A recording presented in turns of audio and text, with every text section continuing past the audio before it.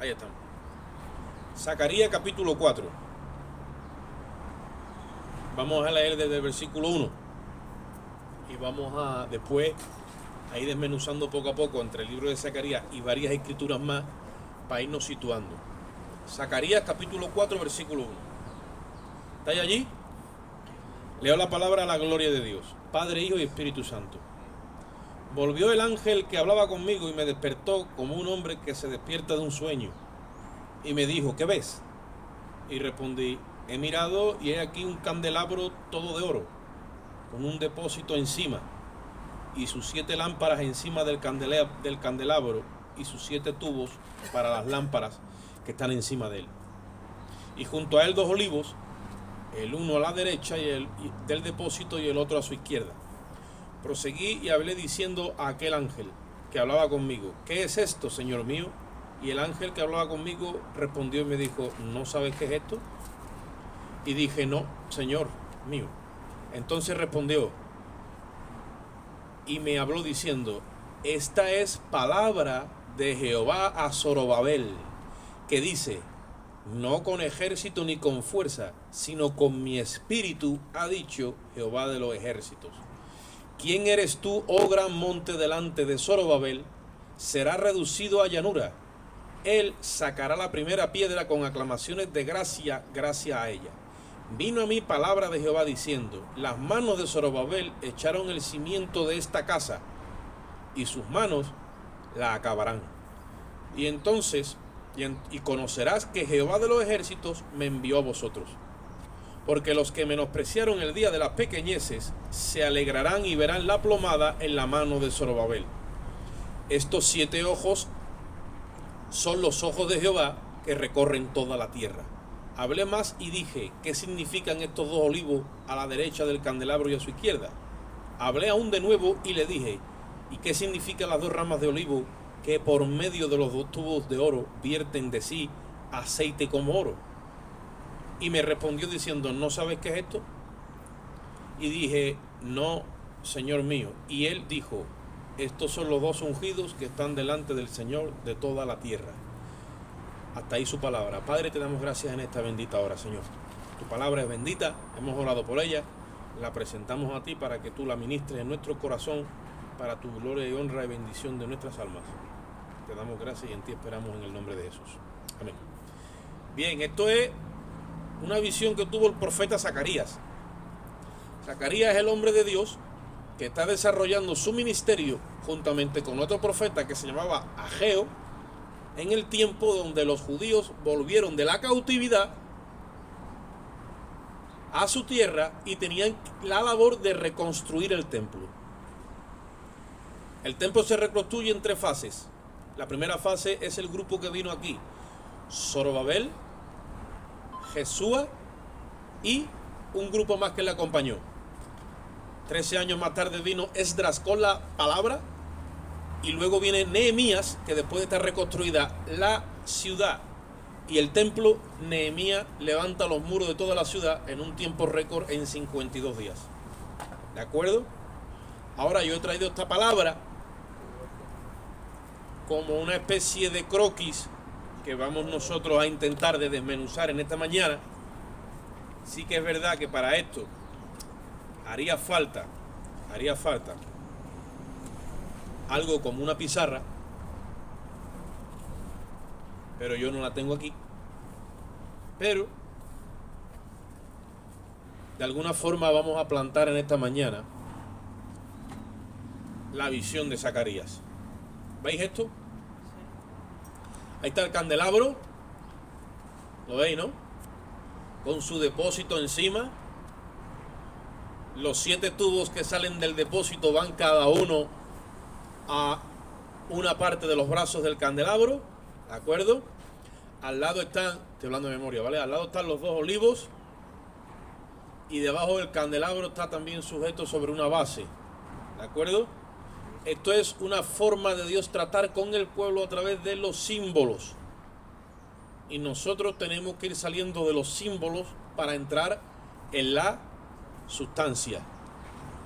¿De acuerdo? Dios trató con el pueblo a través de símbolos. La ley dice la Biblia que era figura y sombra de lo que había de venir. ¿Qué es lo que había de venir?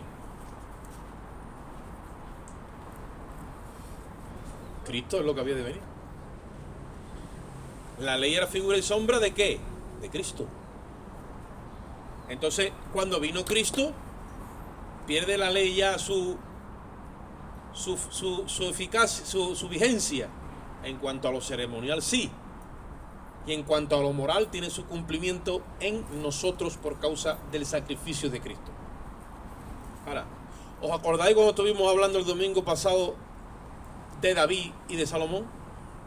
Y que David recibió en su mente y en su corazón el diseño del templo, pero Dios no le permitió hacerlo, sino que Dios le dio los planos, le dio la facultad para acumular todo el oro, todos los materiales, todo lo que hacía falta para construir ese templo, pero él no fue. ¿Fue quién? Salomón, su hijo. Y dijimos que David, el tipo de Cristo, cuando hace su sacrificio en el Calvario, deja acumulada todo un material, toda una riqueza, todo un depósito con todo lo necesario para que luego viniese Salomón, en este caso, en la parte física, que cogimos eso como escritura base para simbolizarlo. ¿Quién viene después de Cristo a edificar la iglesia? El Espíritu Santo en la iglesia. Él simboliza el ministerio de Salomón, un ministerio que está basado en la sabiduría y la ciencia, en la dispensación de la gracia, donde el Espíritu Santo edifica la obra de Cristo. Pero el Espíritu Santo no es otro que Cristo hecho Espíritu vivificante. Y eso es lo que a nosotros nos está costando trabajo entender en esta hora. Oye lo que te dice ahora. Ya no hay templo.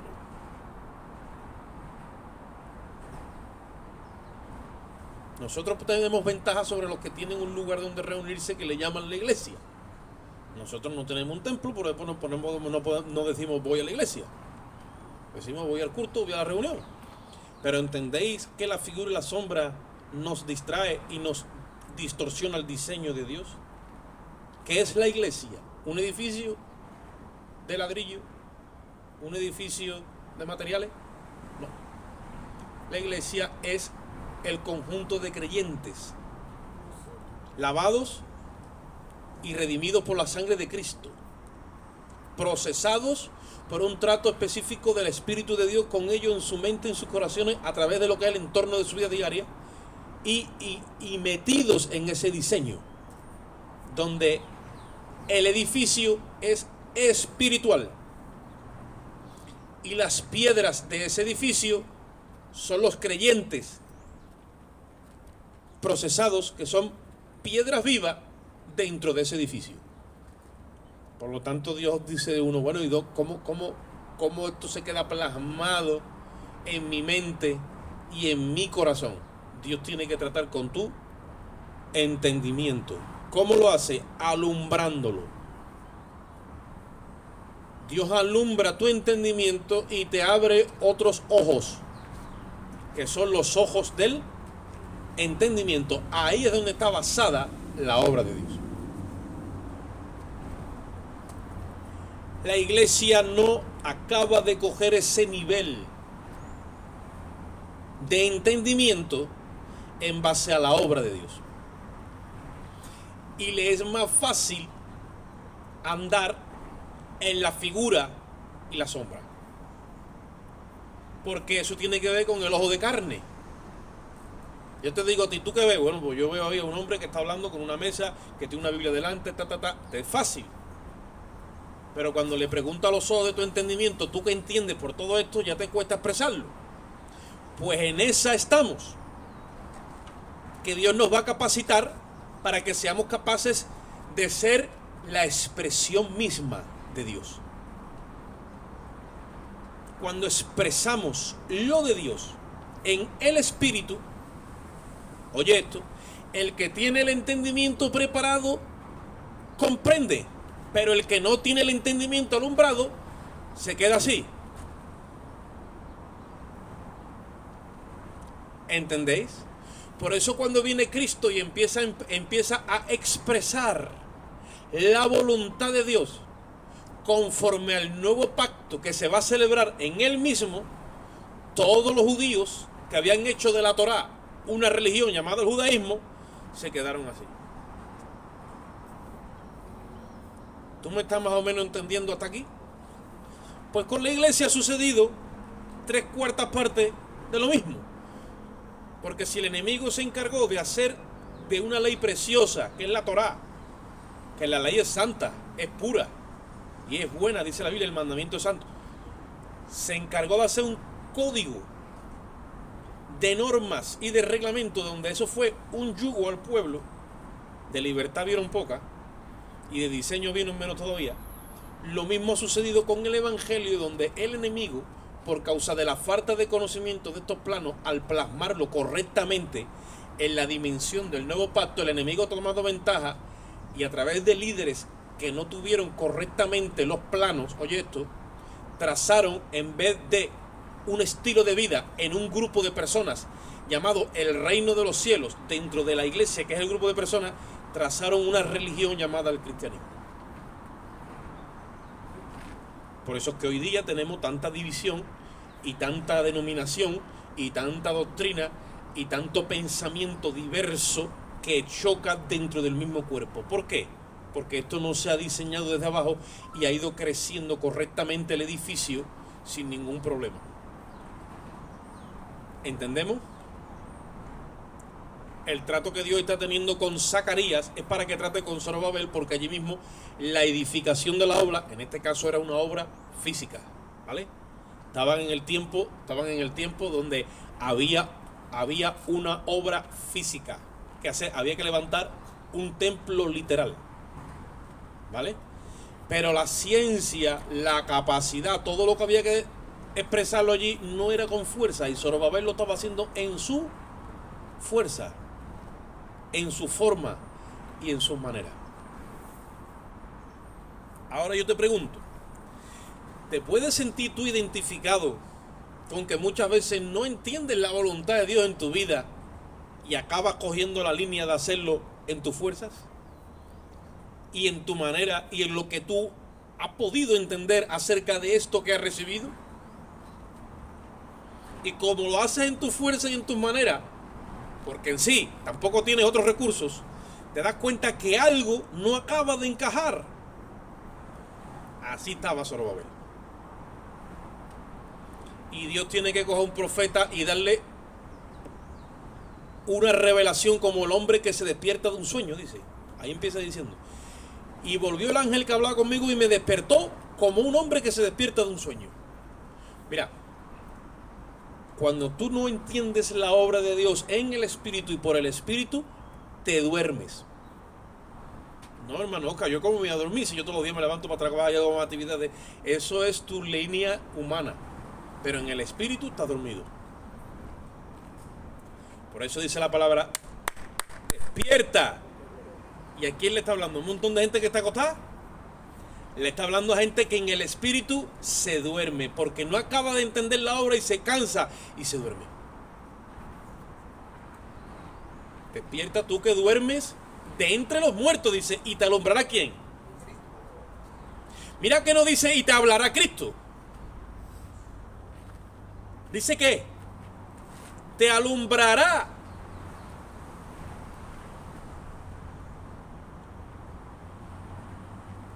Es como la ama de casa que está en el salón y a lo mejor no está viendo la suciedad, por poner un ejemplo, ¿vale? Y aquí no hay machismo ni feminismo, esto es lo que Dios nos ha enseñado. Pero Dios, en vez de tratar contigo y de hablarte, te dice: descorre la cortina. Y cuando descorre la cortina, ¿qué es lo que entra? Entra la claridad. Y la claridad, ¿qué es lo que delata? Suciedad. Si la hay. Y no te ha hablado, pero en el silencio del alumbrado están sus palabras. Dice el apóstol Pablo en Efesios 1:18: yo ruego, bueno, viene hablando desde antes, doblo mi rodilla delante del Padre Celestial, en el cual toma familia, nombre toda la familia de los cielos, dice, para que os dé a entender, dice, cuál sea la longitud, la profundidad, la anchura y el perímetro Dice, de todo este diseño de su amor, que sobrepasa todo conocimiento. Y después dice, y para que sean alumbrados, oye esto, los ojos, ¿de qué? De vuestro entendimiento. Tenemos unos ojos aquí.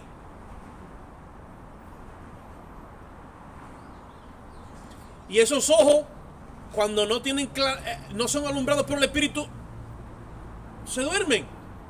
Y ya tú caes en la rutina diaria. El trabajo, el esto, lo otro, las situaciones, el quehacer diario, los que tienen hijos, los que tienen... Ahí, ta.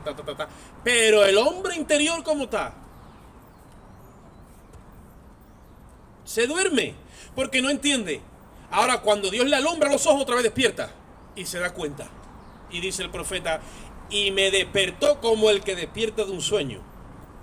Y me dijo, ¿qué ves? He mirado y he visto un candelabro. Ahora le muestra todo lo que os he enseñado. Le muestra un candelabro. ¿Quién es el candelabro por excelencia, figurativamente? Dilo fuerte ahí que se oiga la grabación. Gloria a Dios. Cristo es el candelabro. De 7 brazos, simbolizando los 7 espíritus de Jehová, que son los 7 ojos. Pero el candelabro tenía un depósito arriba. Y el depósito dice que caía una tubería en cada brazo del candelabro. Y a los dos lados, ¿quién estaban? Los 2 olivos. ¿Os acordáis cuando Jesús se fue al monte de la transfiguración y se llevó a 3 discípulos? ¿Qué hizo allí? Se transfiguró. Y dice que sus vestidos se pusieron como blancos, resplandecientes.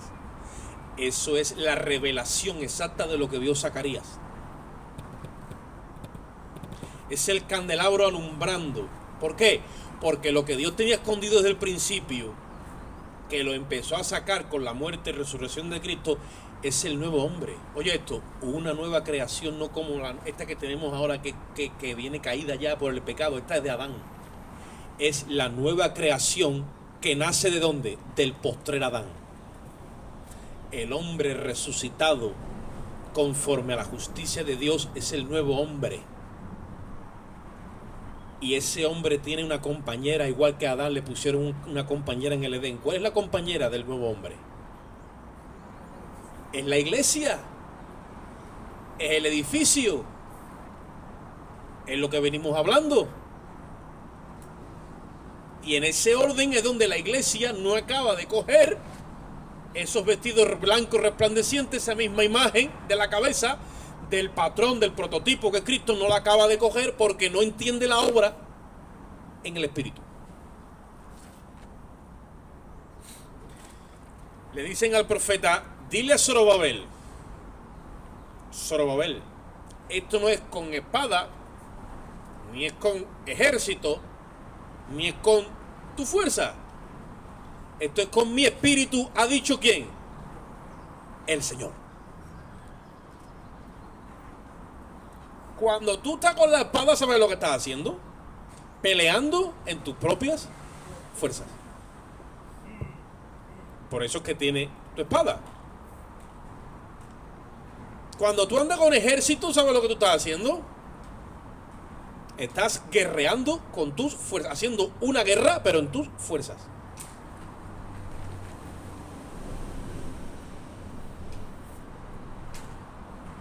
De hecho, que cuando miramos las cosas con los ojos de la carne, entramos a pelear, ¿sí o no? Pero en la carne. Tenemos conflictos en el matrimonio, tenemos conflictos en la familia, con los hijos con los padres. Tenemos conflictos con los que nos rodean en la segunda línea, ya llámese compañeros de trabajo, vecinos, familiares de segunda línea.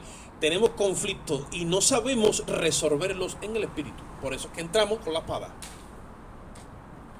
Y se crean deudas por no tener revelación, por no estar alineado a ese diseño. Mira, cuando tú ves el depósito de arriba, ¿os acordáis cuando Pablo le dice que guarde el buen depósito por el Espíritu? ¿A qué se está refiriendo? Cuando Cristo descarga en nosotros su Espíritu, que Él ya ha resucitado y Él es el nuevo hombre, es la imagen que Dios tenía escondida desde antes de los siglos.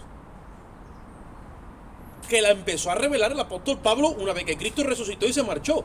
Es la imagen de ese nuevo hombre, pero ahora quien la va a proyectar es la iglesia. Acordaros que Cristo, ¿quién proyecta? Al Padre. Él vino y dice, yo no vine a hacer mi voluntad, la voluntad del Padre. Yo no busco mi gloria, la del Padre. Josué, no. Ahora, ¿a quién ha dejado Cristo? Ha dejado su espíritu dentro de la iglesia para que proyecte a quién, para que proyecte al Hijo. Un proyector. ¿Sabéis lo que es un proyector? Un proyector proyecta imagen, ¿sí o no? Se supone que cuando el mundo te ve a ti, oye esto, cuando el mundo te viera a ti, tenía que ver a Cristo, porque la iglesia es un proyector que cuando tú le das al play, el mundo está mirando y ve a quién, a Cristo. Ahora, como ha dado error, por causa de que la iglesia no ha entendido la obra de Dios, se sienta al mundo, le da al play, le da al proyector, ve la iglesia y ¿a quién proyecta? A cualquier cosa menos a Cristo. Celos, pleitos, iras, contienda, disensiones, divisiones,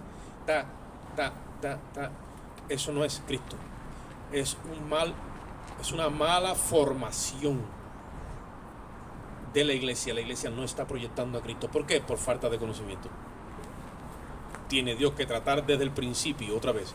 ¿Quién Dios ha dejado para tratar con la iglesia? 5 ministerios: apóstoles, profetas, evangelistas, maestros y pastores. Efesios 4:5. Para la edificación del cuerpo, para la edificación de los santos.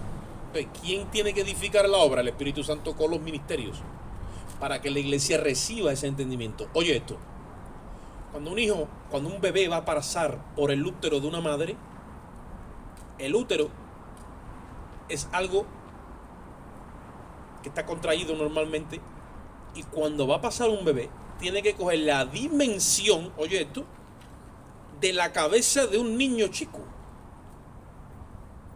Y eso lo coge a través de lo que se le llama las contracciones, que van poniendo el cuello del útero elástico, y cada contracción que da va haciendo que dilate, ¿ve? Estoy hablando ahora en términos como si tuviéramos un parto. ¿De cuánto está? Está de 4, está de 5. ¿Por qué? Porque tiene que pasar por ahí, ¿qué? Una criatura. Por la cabeza y el cuerpo. ¿Sí o no? ¿Cómo coge ese nivel de dilatación? Por las contracciones. ¿Qué es lo que hacen las pruebas a nuestra vida? Producen dolor. Pero si las encauzamos hacia Cristo y su diseño, van a hacer que nuestro entendimiento se ponga como el útero de una mujer, se ponga elástico. ¿Por qué? Porque Dios ahí entonces puede descargar su conocimiento.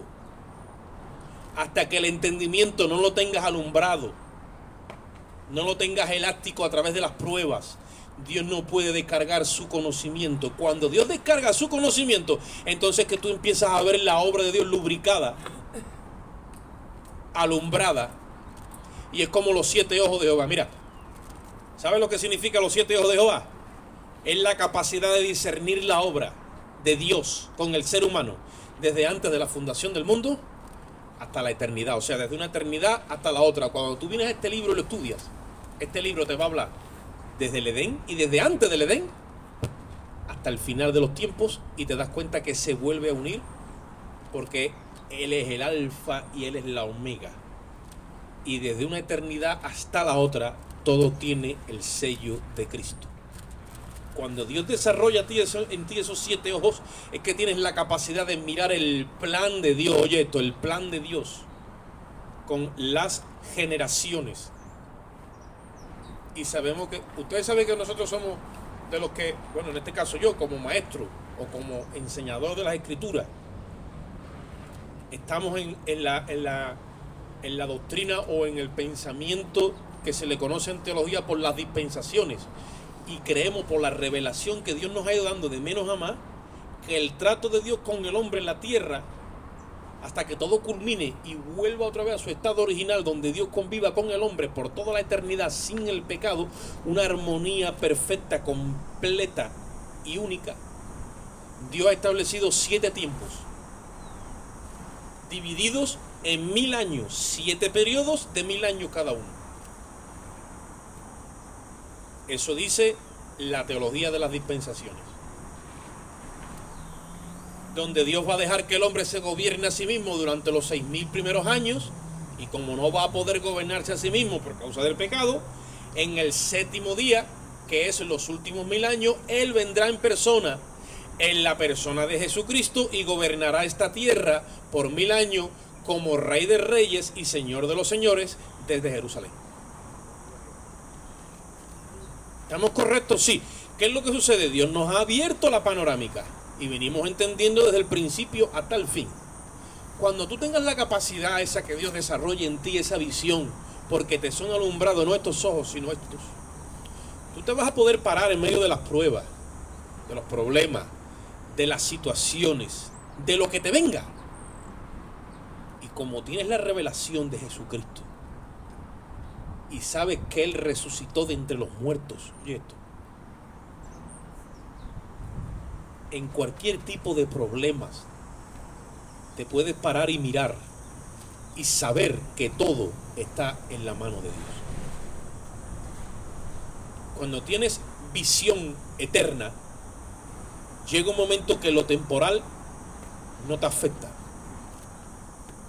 Pero como no tengas visión eterna y te agarres a las verdades eternas, lo temporal te azota y te agita y te lleva a sufrir mucho, y para colmo, como no sabes dónde ubicarlo, te descentra y te tiene mal. Pero cuando Dios te da esa visión, mira lo que dice el apóstol Pablo, que nosotros cuando estamos llenos del Espíritu Santo tenemos la capacidad de llamar a las cosas que no son como si ya fuesen, porque tenemos la revelación. Y cuando nos vienen las pruebas, dice que esta leve tribulación momentánea, dice, no se puede comparar con el eterno peso y excelente de gloria que está en nosotros. No se puede echar a pelear, porque la persona ya ha sido procesada en la revelación eterna. Entonces en esa revelación es donde a nosotros nos falta coger esa sustancia de la visión. Oye lo que te digo otra vez. El otro día yo discutía con una persona, y esta era la discusión. Decía que el problema que hay en la iglesia es falta de fe. Y yo decía que el problema que hay en la iglesia no es falta de fe, es falta de conocimiento. Vamos un momentito a Gálatas, capítulo 2, versículo 20.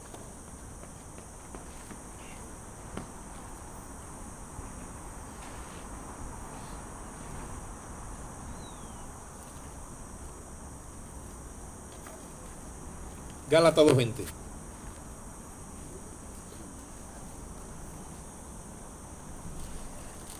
Hay allí. Normalmente Gálatas 2:20 la gente lo conoce de memoria y normalmente dice que estamos con Cristo crucificado y ya no vivo yo. Eso es, normalmente se dice eso.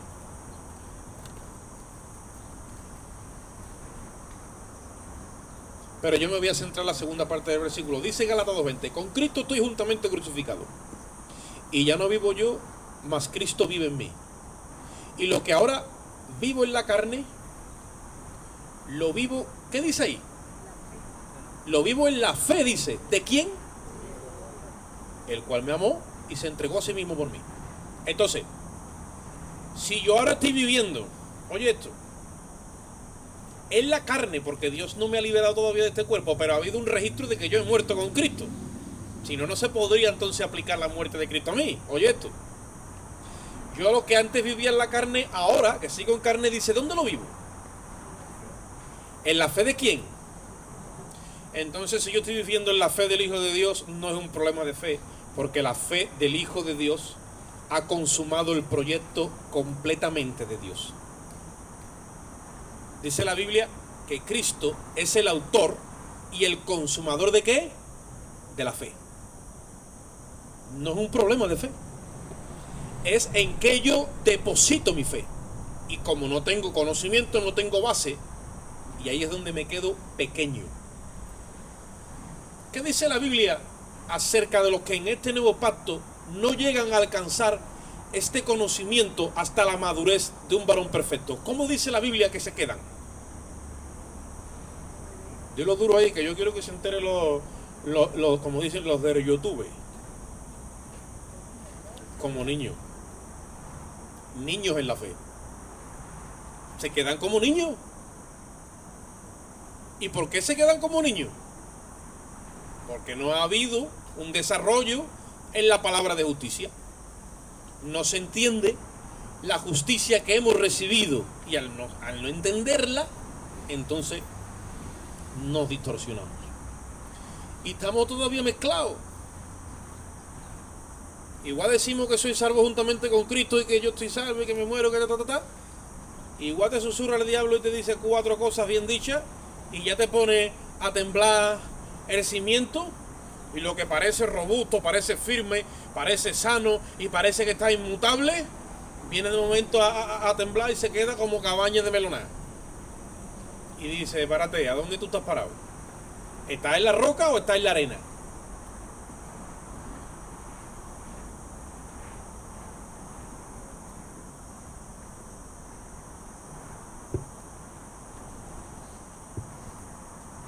Viene un pastor de estos serios con cara de me deben y no me pagan y te mete un mensaje de estos condenatorio con 4 versículos de estos que se sabe chungo con maldad y empieza pim pom y sale tú de aquí como diciendo yo me tengo que convertir otra vez.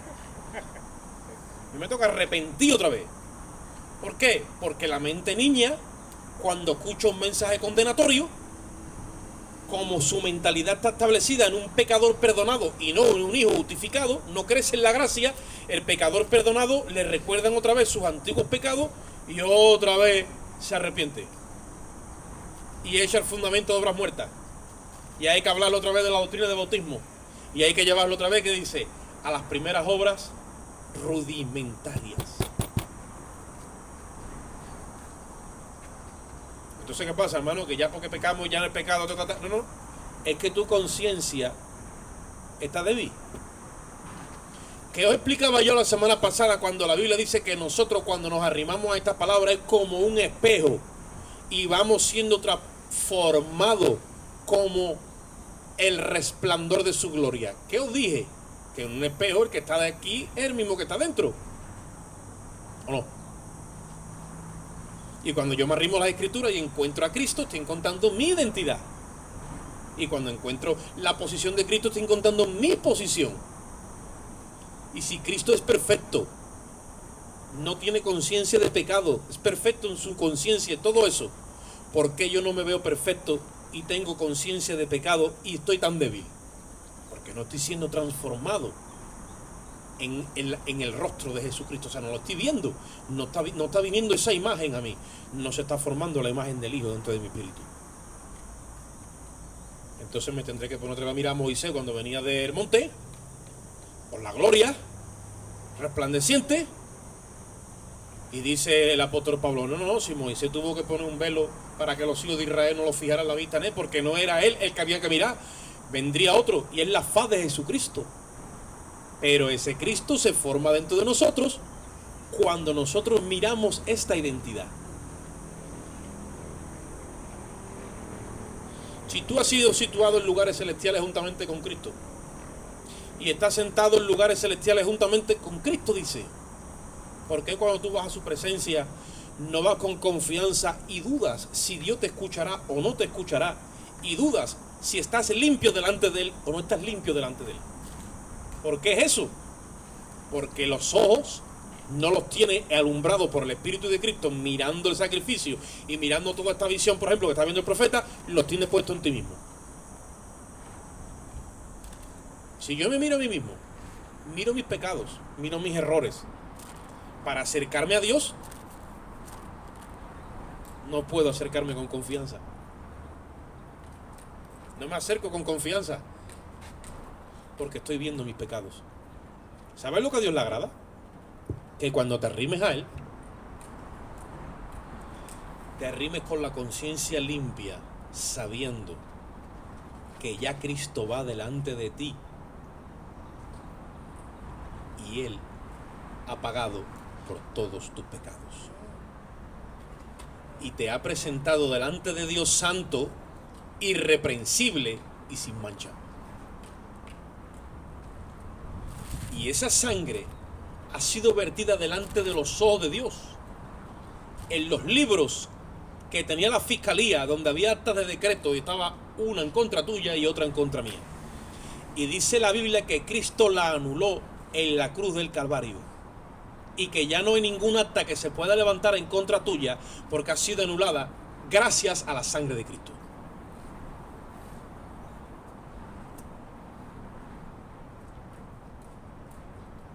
Entonces, ¿por qué yo cuando me acerco a Dios me acuerdo de mis pecados? Porque están en tu conciencia, no en la de Dios. Porque Él ha dicho, no me acordaré más de vuestros pecados, sino que escribiré mi ley en vuestra mente y en vuestros corazones, y entonces me podréis servir. Entonces no vivo por lo que Dios ha dicho, vivo por lo que yo hago, vivo por lo que yo pienso, vivo por lo que yo me muevo, me miro a mí. Por eso es que me está faltando, ¿qué? El conocimiento, porque la fe ya la tengo.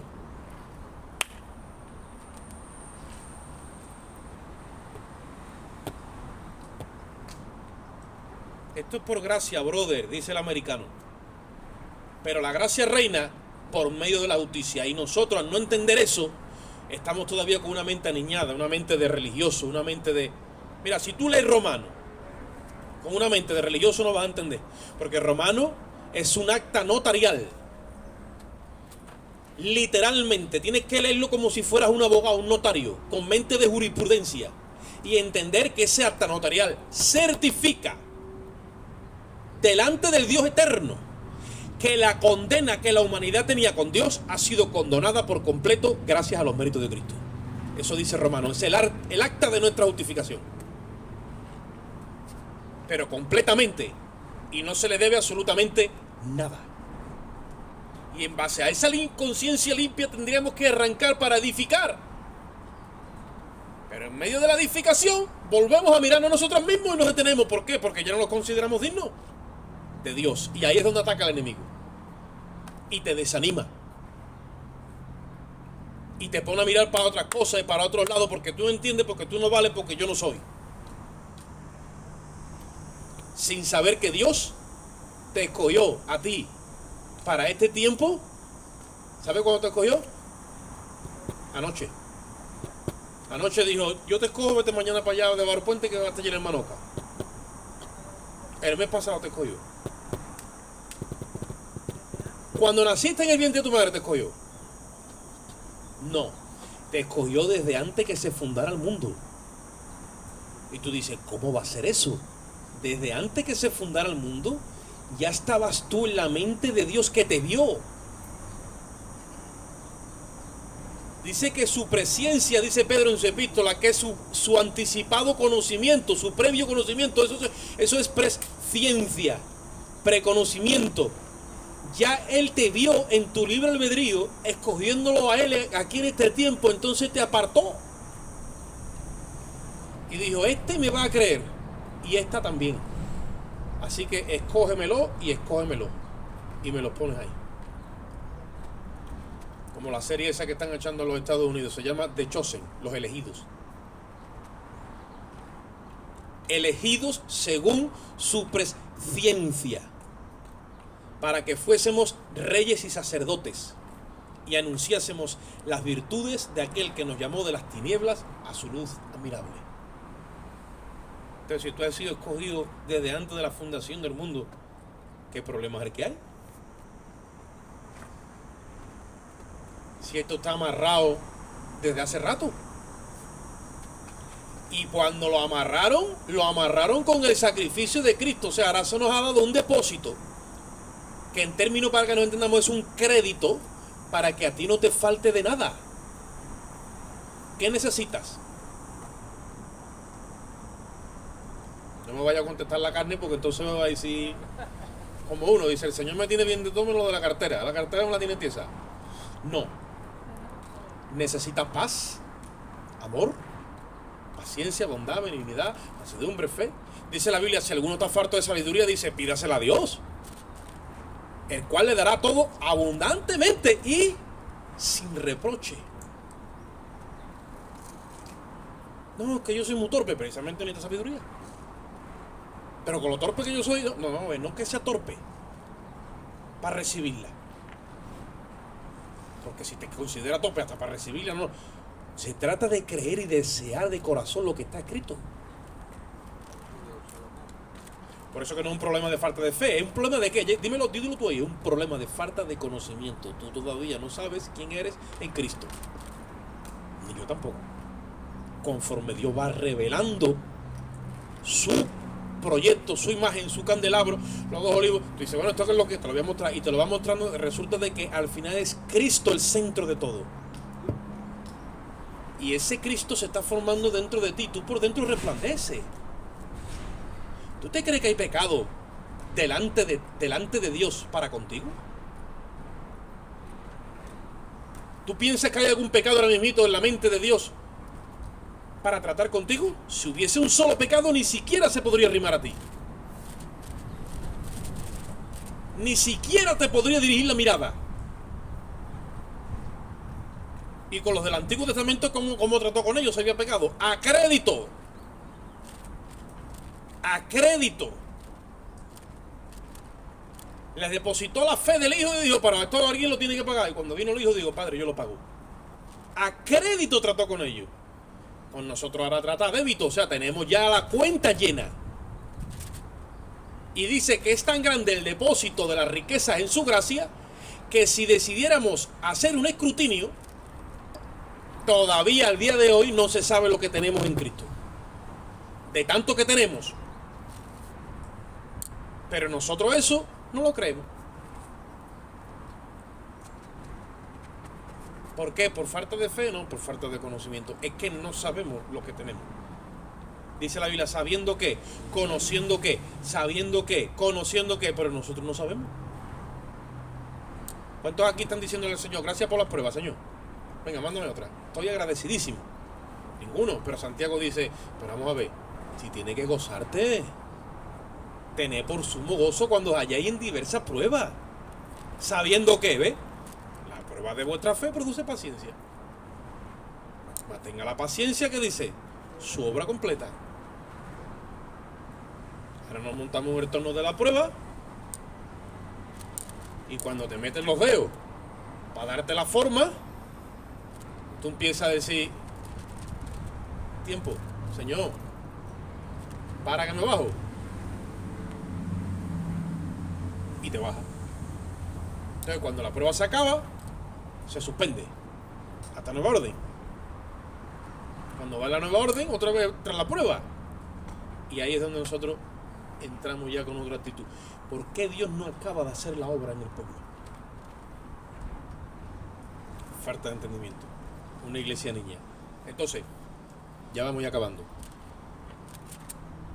Las manos que comenzaron esta obra, Zorobabel, son las mismas manos que la acabarán. El otro día lo hablamos. Si el Espíritu Santo comenzó la obra en la iglesia, el Espíritu Santo va a acabar la obra en la iglesia. Y si ahí se ha plantado un monte, como dijo Cristo, si le dijerais a ese monte, si tuvierais fe, nosotros no, no tenemos conocimiento, échate al mar, os obedecería. Dice el profeta Zacarías, ¿quién eres tú delante de Zorobabel? Como diciendo, tú sabes todos los problemas que se han creado en la iglesia para deshacer eso ahora. Bueno, ¿y quién es eso? Delante del diseño de Dios. Dice, será reducido a llanura para que la iglesia pase. El problema y el conflicto que se ha creado en la iglesia por la falta de conocimiento, Dios le va a meter un achuchón en este tiempo a la iglesia. Y la esperanza que se ha perdido, y toda esa añoranza que tenían los judíos, como hemos hablado antes del culto, de volver a su tierra para volver a ser libre, la iglesia va a recuperar todo eso, porque hemos sido renacidos, dice el apóstol Pablo, para una esperanza viva, no muerta. Y esa esperanza es de que la iglesia ilumine, de que la iglesia fructifique, de que la iglesia sea la envidia de las naciones. Esa es la imagen que Dios tenía guardada. Y cuando Dios la sacara y le descorriera el velo, las naciones la vieran y fueran la envidia del mundo. Un pueblo que no necesita un rey físico porque sabe gobernarse a sí mismo. No ven una cabeza física, porque las naciones, ¿qué pasa? Tienen los gobernantes. Ya tienen la cabeza física ahí. ¿Y qué hacen los gobernantes? Se enseñorean de ella. Jesucristo le dijo a los discípulos: ustedes ven que las naciones tienen sus gobernantes y se enseñorean de ellos. Dice, no será así entre vosotros, sino que el mayor se va a tener que hacer menor. Y cogió una toalla y un lebrillo y le lavó los pies a todos ellos. Entonces ahí no hay una cabeza visible que se enseñorea de un pueblo y le hace traer tributo para gobernarlo. No. Un pueblo que no tiene un gobernante físico ahí visible, pero que es como si tuviese alguien que los gobierna, porque en sí mismo, entre ellos, solucionan todos los problemas con la base del amor.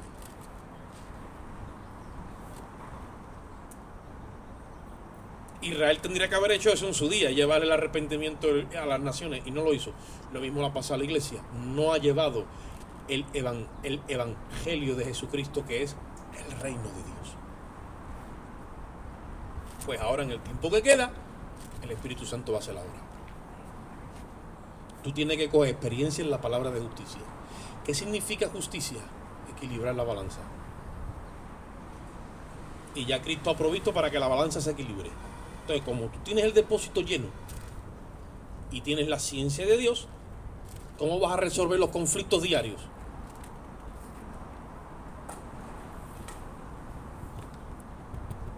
Con la riqueza que Cristo te ha dado. Cuando te toque perder, ¿qué vas a hacer? Perder. Cuando te toque perdonar, ¿qué vas a hacer? Perdonar. Cuando te toque amar, ¿qué vas a hacer? Amar. Cuando tengas que ir una milla, ¿qué vas a hacer? Acompañar los dos. Al que te pida la manta, ¿qué le va a dar? Llévate la manta y llévate la capa también. Y al que te dé una mejilla, ¿qué va a hacer? Le va a presentar la otra. Dice, hermano, pero todos sabemos que eso es figurativo, que eso no es así. Que eso no es así. ¿Quién dijo que eso no es así? Eso es así. Lo que pasa es que para que eso salga de nosotros, tenemos que estar crucificados juntamente con Cristo. Y que esos dos olivos que representan a Moisés y a Elías, como se presentaron en el monte de la transfiguración, uno demandaba la justicia de la ley y otro la justicia de los profetas. Todo está en Cristo. Vamos un momentito al capítulo 6 de Romanos y ahí lo dejamos. La justicia que se nos ha aplicado es la justicia de Cristo. Estamos capacitados para llevar la balanza a su sitio en cualquier momento, en cualquier conflicto de la vida. Dice, reconócelo en todos tus caminos y Él enderezará tus veredas. Miren lo que dice.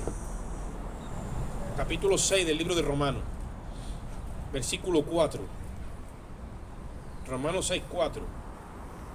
Esto han dicho los pastores, los teólogos, muchos, los eruditos de la materia, que esto literalmente, en verdad, esto nunca llega a cumplirse. Dicen, porque somos sepultados juntamente con Él para muerte por el bautismo, a fin de que como Cristo resucitó de entre los muertos por la gloria del Padre, así también nosotros andemos como en vida nueva. Tenemos un resucitado dentro de nosotros que nos lleva a andar como en vida nueva. ¿Es posible andar en una vida nueva? Claro que es posible. ¿Cómo? De la misma forma que el Padre resucitó a Cristo de entre los muertos,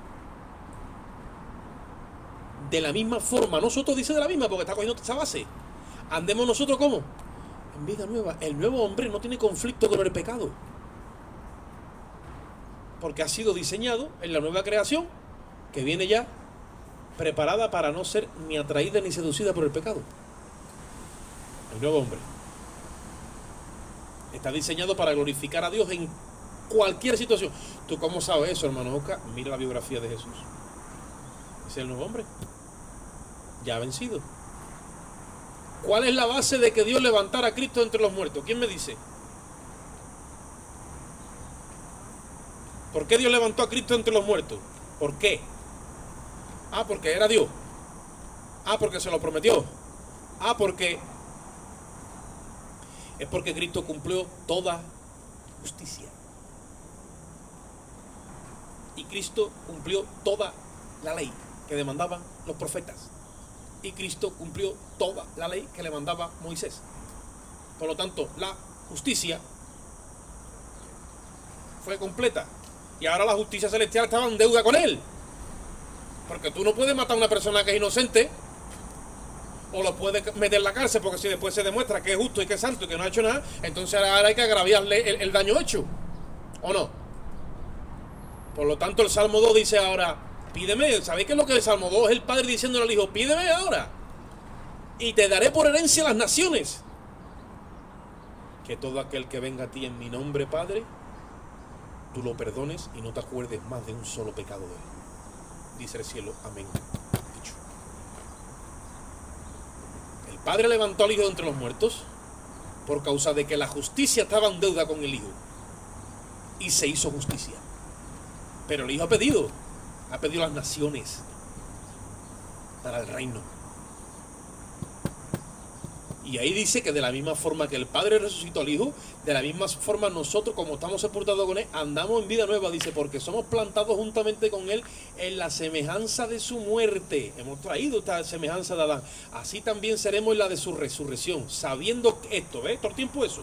Quédate con esas dos palabritas que te van a perseguir en las epístolas. ¿Sabiendo qué? Sabiendo esto. Sabiendo, conociendo qué, conociendo esto. Eso. Sabiendo qué. O sabiendo que nuestro viejo hombre fue crucificado con él, para que el cuerpo del pecado sea destruido, a fin de que no sirvamos más al pecado. Dicen a mí me han dicho, hermano, pero es que no puedo dejar pecar más.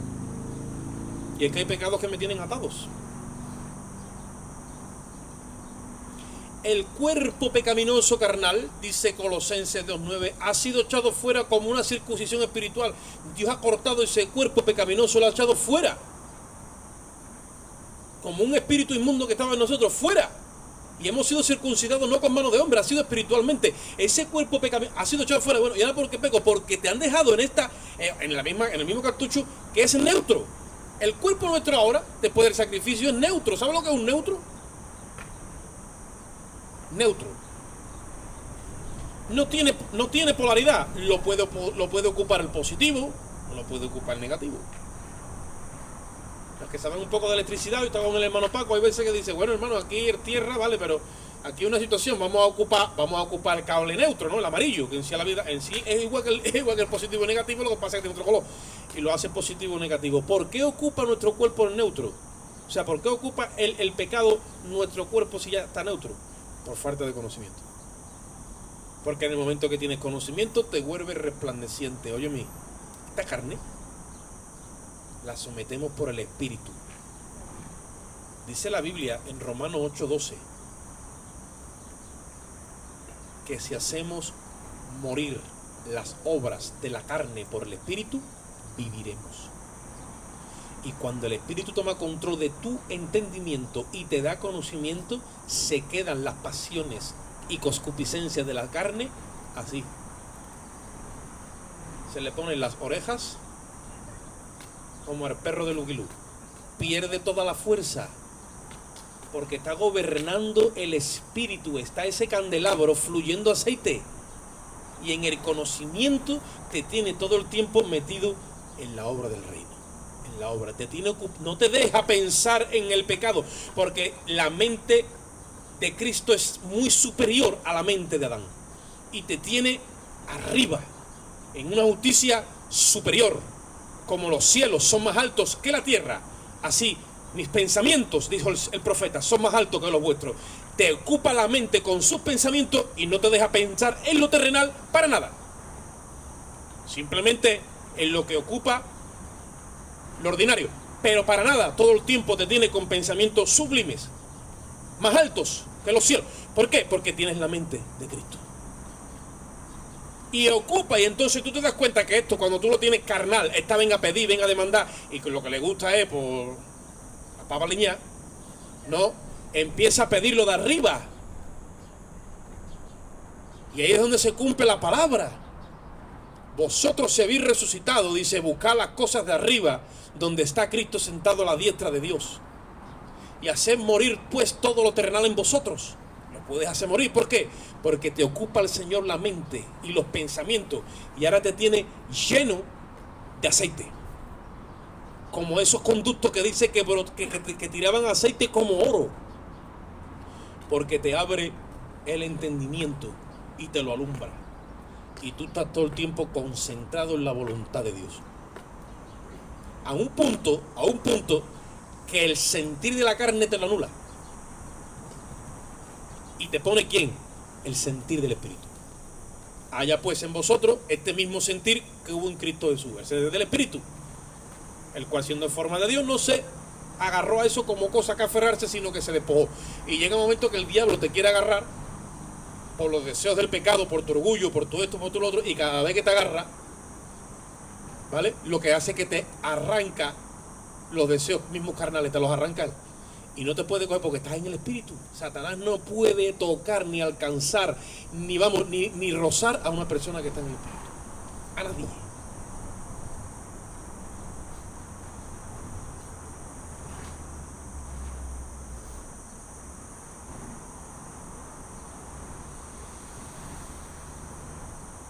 El maligno no nos toca, dice la palabra. Pero cuando estamos como en el Espíritu. Ahora, si está en la carne, imagínate. Eso empieza a cantar y desde lejos le llega la melodía al otro.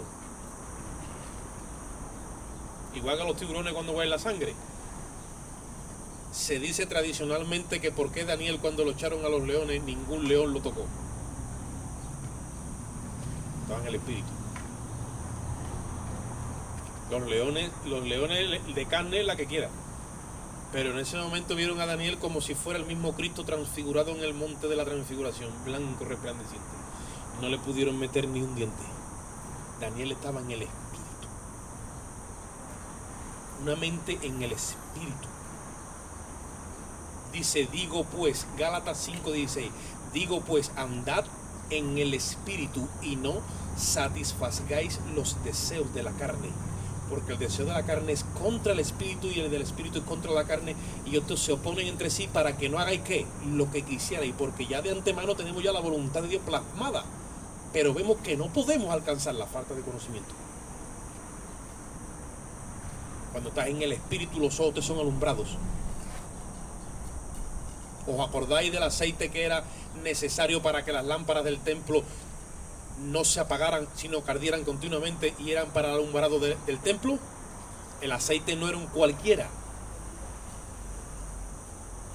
Era aceite de olivas machacadas.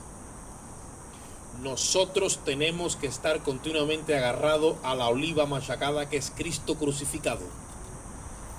Cuando tú te agarras a Cristo crucificado, a Cristo lo machacaron, cuando te agarras a eso y le dices a Dios, esta es mi única provisión, y te agarras, el candelabro coge base en el sacrificio de Cristo y eso no hay quien lo mueva. Tu vida empieza a coger un vigor y una luz y un entendimiento y empiezas a coger una solidez que tú dices, ¿de dónde viene esto? Del Espíritu. Arraigados y cimentados en amor en el sacrificio. Pero todo eso nos está faltando. Entonces, ¿qué es esto, Señor mío? Esto es palabra de Dios a la iglesia en el día de hoy. No es con espada, no es con fuerza, ni es con ejército. Es con mi espíritu, ha dicho Jehová. Amén. No es fácil, porque estamos hablando cosas abstractas, pero tampoco es imposible, porque tenemos el espíritu. Él sabe el camino, lo conoce perfectamente. Y esto tampoco es cuestión de mucha oración, mucho ayuno, no deja eso quieto. Ya en su día hablaremos de qué es eso. Eso es cuestión de que yo entienda, dile, Dios mío, hazme entender. Salmo 32:8 dice, te haré entender y te enseñaré el camino en el que debes andar. Sobre ti he fijado mis ojos. Dios tiene la capacidad de hacerte entender. Cuando tú entiendes es porque ha metido conocimiento a través de tu entendimiento y te ha agarrado el alma. Y de momento tú haces cling y empiezas a ver con los ojos adentro. Y entiendes a Dios. Cuando tú entiendes a Dios, entonces que la carne tiene que bajar la fuerza. Porque te descansas en su palabra y en la confianza que te transmite. Tú dices, párate, el Señor tiene el control de todo esto. Y empiezas a vivir por el Espíritu. Descansando en su justicia y empiezas a cogerle las medidas a esto, que esto no es fácil. ¿Sí o no?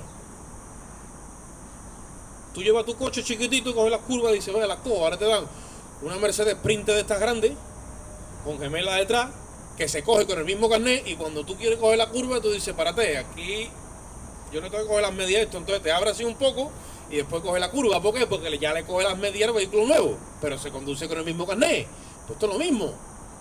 Aquí hay que coger las medidas del diseño de Dios. Y de donde yo antes me cerraba, párate, no sea tan cerrado de mollera. Deja que el Señor obre. Y eche un paso atrás. No lo quieras resolver tú con tu fuerza. Y verlo trabajar delante de ti. Y cuando lo veas, tú dices, gloria a Dios. Ahora es que cojo la curva. Padre, te damos gracias en esta bendita hora, Señor.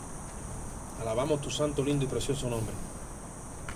Te rogamos, Dios mío, que tú injertes esta palabra en nuestro espíritu de una forma especial. Dale capacidad, Dios mío, a nuestro entendimiento, para que el conocimiento de tu plan y tu propósito eterno sea descargado en nuestro alma y seamos en esta hora transformados a la imagen del Hijo, Señor. Necesitamos que este proceso se haga en nosotros, Señor, para poder resplandecer delante de este mundo. Ahora salimos de este lugar, pero no de tu presencia, ya que tú moras en nosotros y nosotros en ti. Salimos con tu amor, la gracia de Cristo y la comunión y la dirección de tu Espíritu Santo. Y el pueblo dice, salúdense los hermanos con mucha alegría, con mucho gozo, con mucho entendimiento.